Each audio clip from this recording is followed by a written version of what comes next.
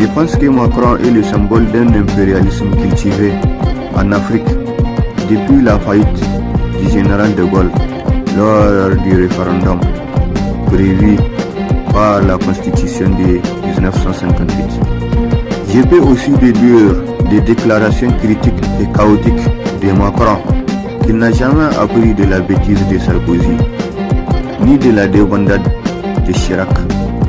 À plus forte raison de l'ingratitude du général de Gaulle juste après la Seconde Guerre mondiale. Même si depuis le XVIIIe siècle, la France est tellement liée à l'Afrique que je ne serais pas étonné qu'un jour elle devienne officiellement la République de la France-Afrique. Même si les États-Unis sont tellement éliminés et aliénés par leur constitution, qui est extrêmement condescendante, qui est pleine de grands idéaux, de grandes expressions, et pourtant si pauvre en humilité. Même si le soi-disant temple de la démocratie est sombré dans une performance militaire avec tellement d'ennemis aux quatre coins du monde, une performance surpassant tout ce qui a été accompli après la Seconde Guerre mondiale. Après tout, selon Michel Collomb, si les États-Unis pensent que l'utilisation des armes chimiques sur les civils syriens est inacceptable, Obama ne devrait pas aller loin pour punir les coupables.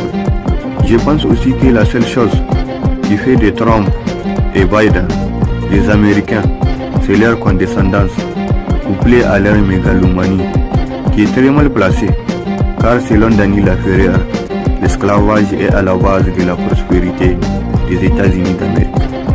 Même s'il s'agit d'un territoire qui est naïvement nommé comme le pays dit de la liberté par des personnes non avisées de la cruauté de l'appareil militaire américain.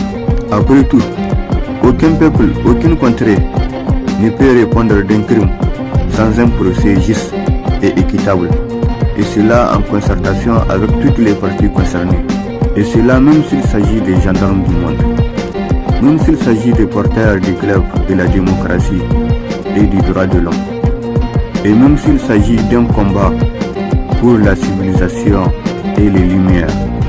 Après tout, il faut être extrêmement tordu pour aller conquérir des nations et leur imposer un modèle de vie.